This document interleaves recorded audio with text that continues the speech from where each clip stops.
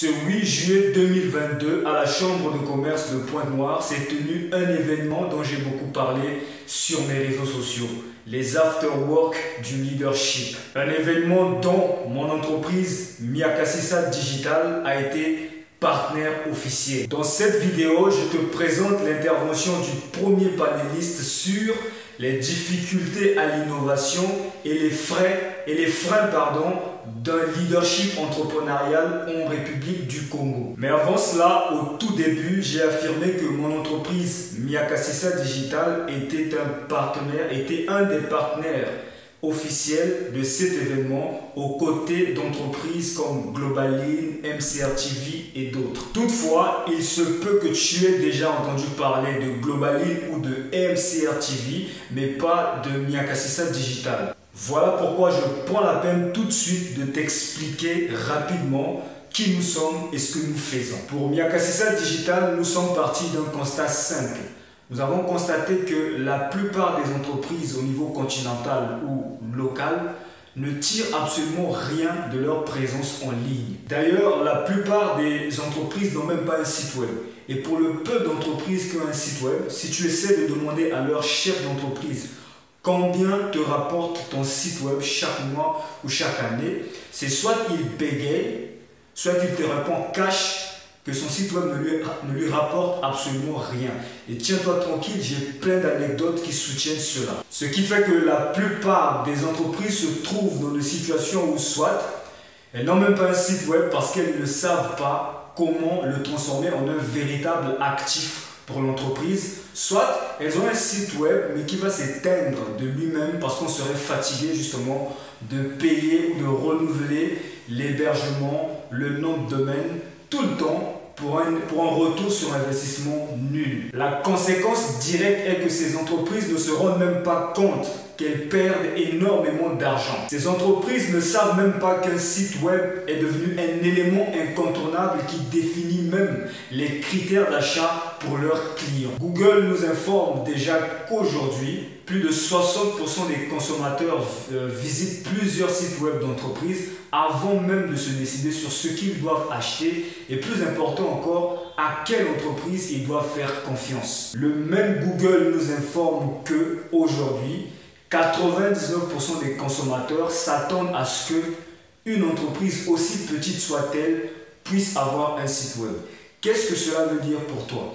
Cela veut dire que si ton entreprise n'a pas de site web, tu n'es absolument pas crédible vis-à-vis d'une grande majorité des clients que tu es appelé à servir. Maintenant, pour revenir à nos moutons comme on dit, à Miakasissa Digital, notre philosophie est que toute présence en ligne d'une entreprise devrait absolument s'inscrire dans une stratégie visant ultimement à augmenter les revenus de l'entreprise. Ainsi, avec Miakasissa Digital, nous aidons les chefs d'entreprise visionnaires à doper la croissance de leurs entreprises grâce à notre système que nous avons développé et intitulé Marketing Charismatique. Tu l'as bien compris, nos services ne s'adressent qu'à des chefs d'entreprise visionnaires. Sur mon site web miakasissa.com, j'explique déjà en détail ce que nous entendons par chef d'entreprise visionnaire. Mais ici, retenons tout simplement que pour nous,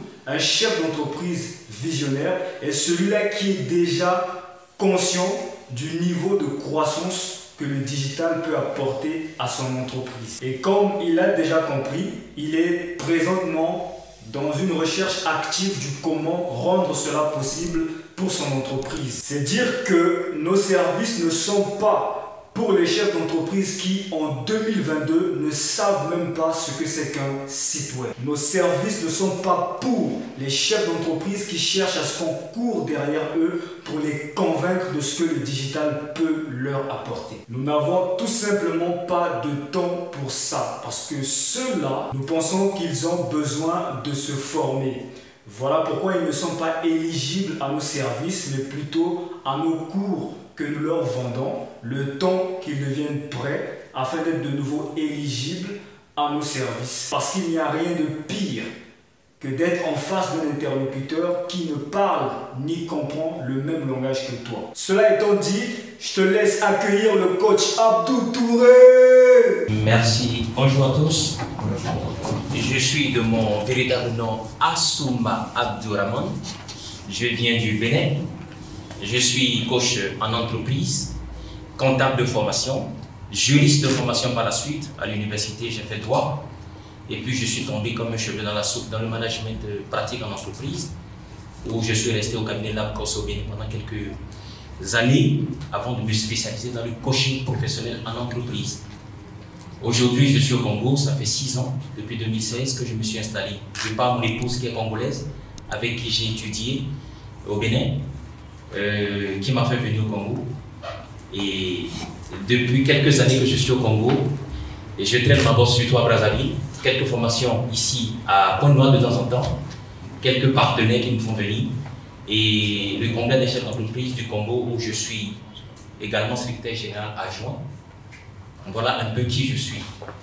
Je suis, comme le dit un de mes partenaires au cabinet, congolais de cœur, mais très panafricaniste et surtout votre serviteur. Merci. Alors, on m'a donné 10 minutes, j'en ai déjà brûlé 1,5.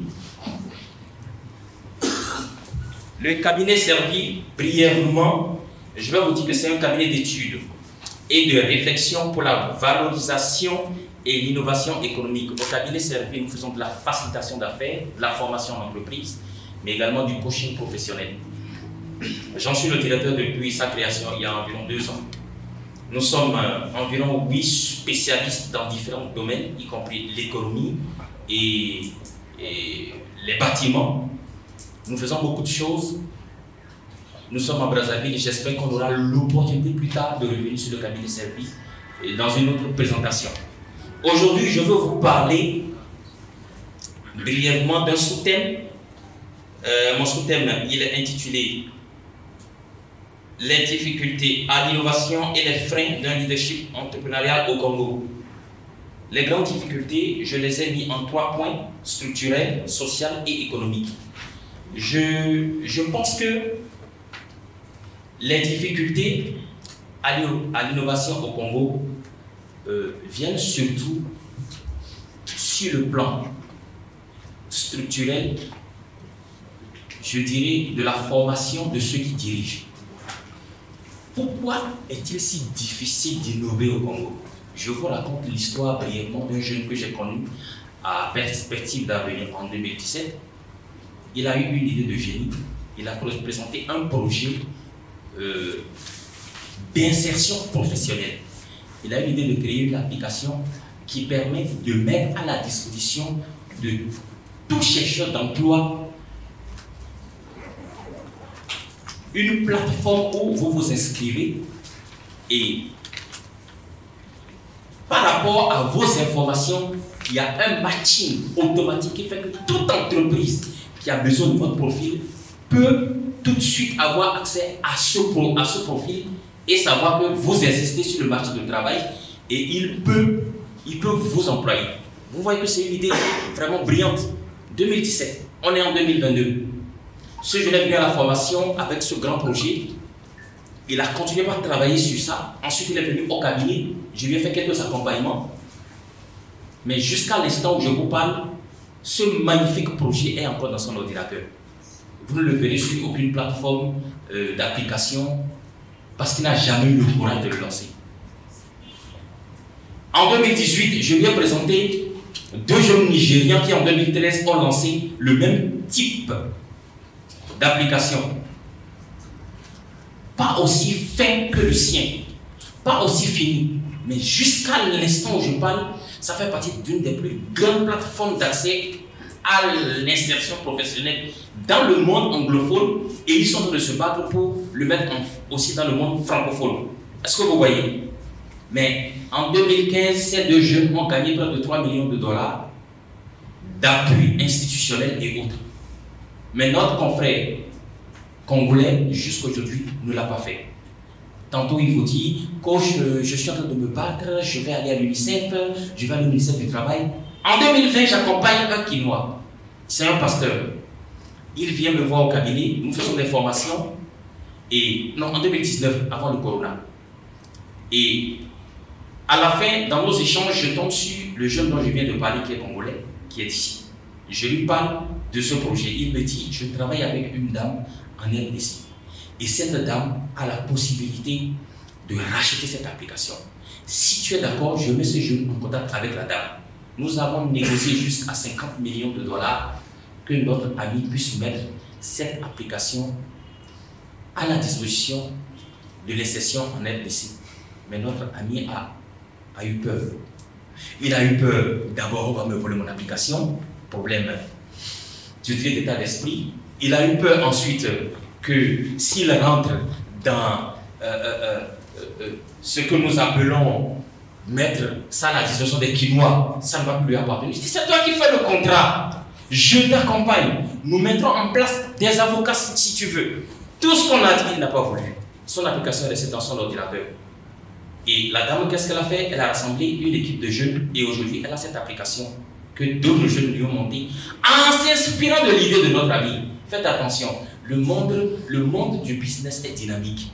Quand vous avez une idée aujourd'hui et que vous pouvez le mettre en pratique, attendez une perte pour vous parce qu'il y a la loi du troisième singe. Vous connaissez la loi du troisième singe? Le principe qui veut que quand vous avez une idée, toute personne qui peut vibrer au même niveau que vous à l'instant où vous avez l'idée, capte cette idée sans avoir à être au même endroit que vous. C'est de la science, c'est de la mécanique quantique. Les autres étudient ça à l'université. Mais nous, on est encore là, on attend, on met tout dans la sorcellerie. Et Jésus a bon dos, pardon. L'innovation, c'est avoir le courage de commencer petit. Facebook, WhatsApp, vous vous souvenez quand ça a commencé? Il y avait les VoIP. Je me souviens, c'est en 2009-2010. Il y avait plein d'autres applications. À l'époque, avoir Yahoo, c'était être au top. Qui savait si WhatsApp allait peser 24 milliards de dollars en 2014? Personne. Est-ce que vous voyez? Il faut commencer petit. Innover en Afrique. Quand je dis la difficulté elle est structurelle, c'est-à-dire nous devons avoir le courage de commencer petit.